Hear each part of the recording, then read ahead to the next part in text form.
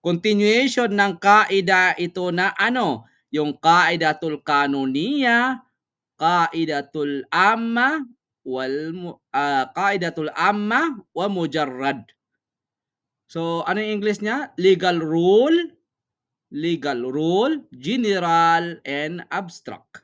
Masya Allah. Okay. Dito po, ya ikhwani wa akhawati, condition para sa pagkakaroon ng bisa ng batas sa individual. So natalakay po natin yung article ng Civil Code ng Jordan, ng Article 43, nabanggit doon, no?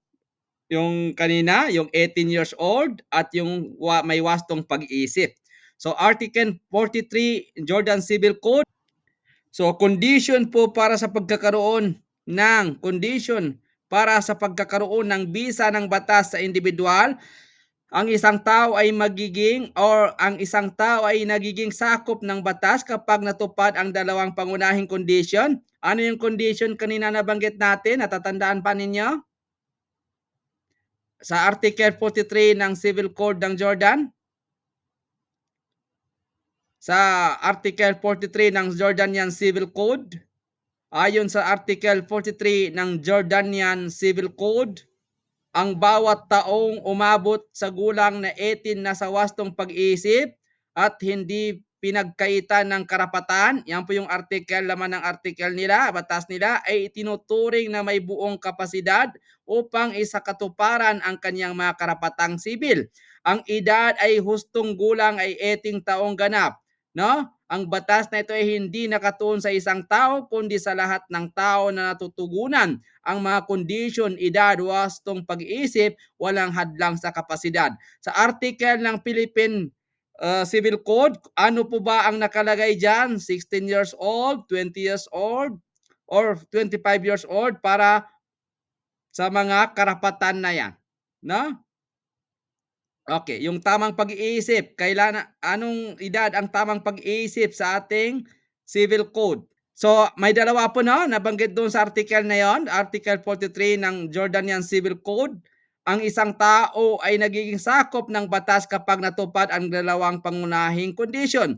Una, umabot sa 18 taong gulang, no? Diyan al-awwal ay yablaga minas sinni 18 sana syamsiyah kamila. Nandyan po sa harapan ninyo sa presentation. Pangalawa, yung ayyakuna man balaga hada sinna mutamattian bikuwahu al-aqliya wa gayra mahjur alayhi. May wastong pag-iisip at hindi pinagkaitan ng kakayahan ng hukuman.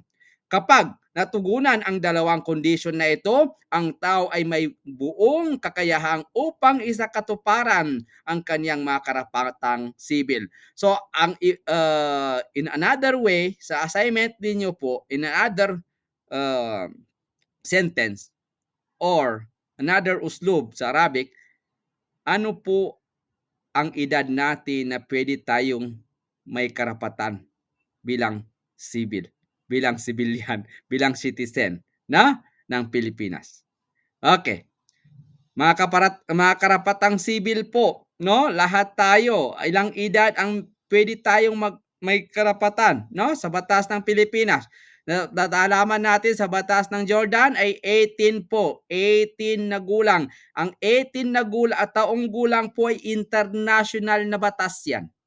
Ibig sabihin ng international batas, karamihan sa mundo, sa country, sa buong mundo ay 18 talaga ang wastong pag-iisip at ang edad mo ay dyan na ay may tamang edad na ay 18.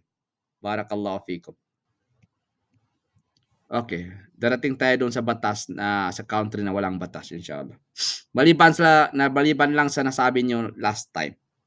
Meron pang country na walang batas. Tafaddal, Sister Yung Reyna. sa Pilipinas, Doc, Na. yung tamang edad, sabi dito sa batas, Okay, anong yung article? 18 years old, kailangan must be po 18 years old to marry and manage their own property. Sa Civil Code ng Pilipinas, sabi dito, however, for marriage, kailangan may parental consent is required until age of 21. and the act of marrying at 18 also emancipate them, removing parental authority over their personal property. Ibig sabihin, Doc, kahit na pwede yung 18, kailangan meron pa rin written na parental consent. So, ibig sabihin, hanggang 21. Meron pang doon hindi ko ba alam sa Tagalog. So tama din nabanggit natin kanina, 18 to 21. So karamihan ng country yan. No? Anong article, sister, sa Civil Code, Civil Law ng Philippines? Okay, walang problema, inshallah, lahat kayo ay titingnan yan. Jazakillah khairan, Sister Waina, mashallah, mumtaz, mashallah. So, or ipunin lang natin. Okay, ipunin, wag mo nang ipas yan, wag niyo ipas. Ipunin natin, ilagay natin sa sa PDF.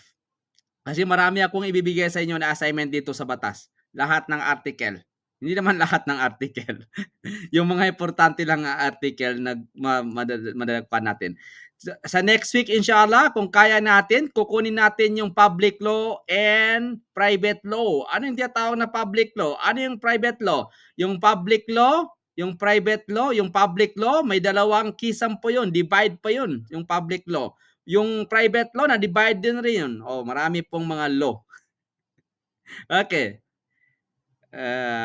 Ipunin lang natin, wag mo na ipas, Sister Rowena, no? Lahat kayo. Tandaan ninyo ang assignment ninyo, isa-isahin natin, isang pan lang kasi pag another assignment, another PDF naman, yung isahin lang natin, pakisulat, Sister Lina, no?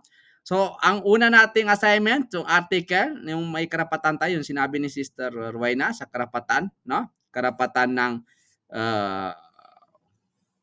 yung pwede na magmana, ay anong tawag doon? Pwede na humawak ng mga ari-arian or maglagda ng mga ari-arian. For example, kung marami siyang pera. Hasanan. So, ano po ang saklaw ng batas na ito? Ang saklaw po ng batas na tinatawag natin yung Qaidatul Kanuniya, Qaidatus al-Amma wal Mujarrad, no? Yung legal rule, general and abstract. Saklaw ng batas na ito ay hindi para sa isang tao lamang, kundi para sa lahat ng individual na natutugunan ang parehong kondisyon. Ang bisa ng batas ay tuloy-tuloy sa kasalukuyang o sa hinaharap basta't umiiral ang batas. Ang halimbawa niyan kapag sinabi ng batas na ang edad ng hustong gulang ay 18 years old. Lahat ng lalaki at babae na umabot dito, yun po ang pronunciation ng Filipino, correct. Umabot dito ay anumang oras ay sakop nito. So, anong pagiging pangkalahatang ng batas na ito?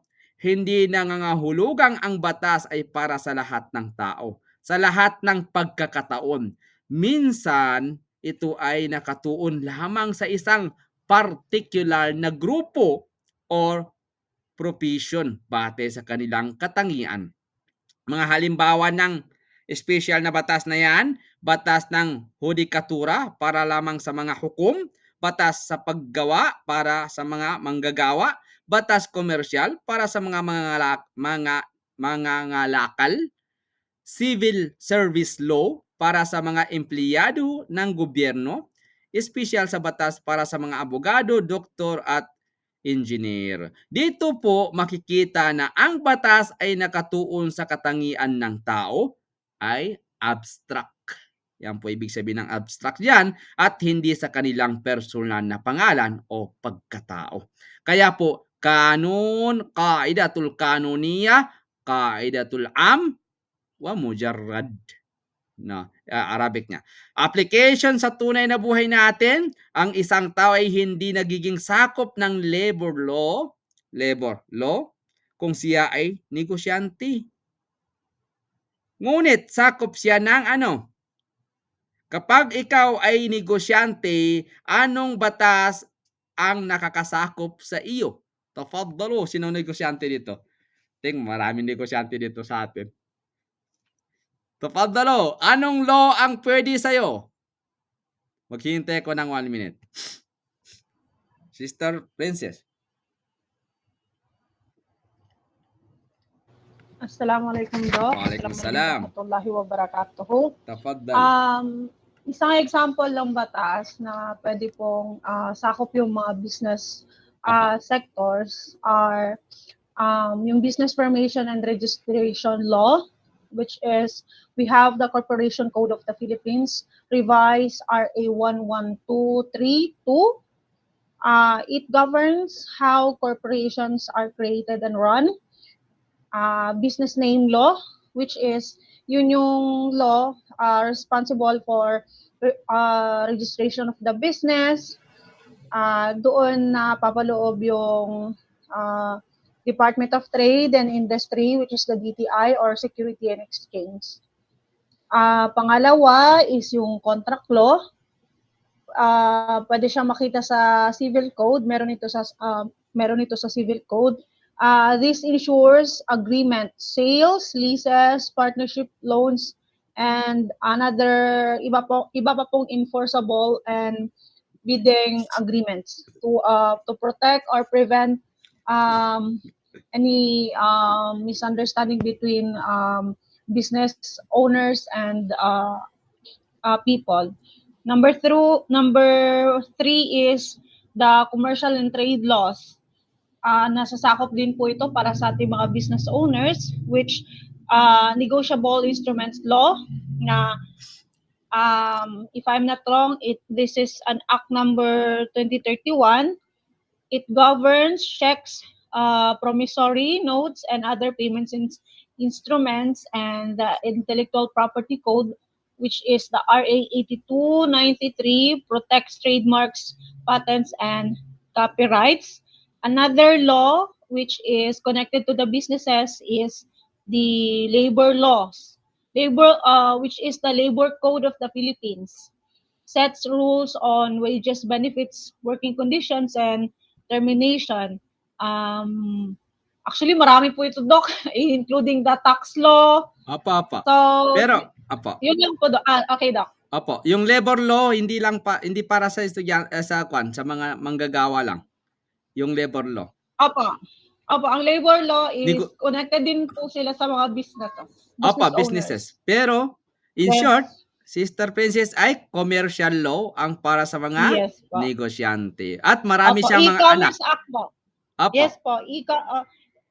E-commerce, opo. E-commerce, electronic. Which is sa special laws for business owners po yun siya, Doc, if I'm not like wrong. Online. It was the Anti-Money Laundering Act, Data Privacy Act, and the E-Commerce Act. Yun lang po. Opo. So, electronic e-commerce po, no? Mashallah. E-Commerce Act, RA 8792. Opo. Or e-commercial law. Hakada. Now, like that.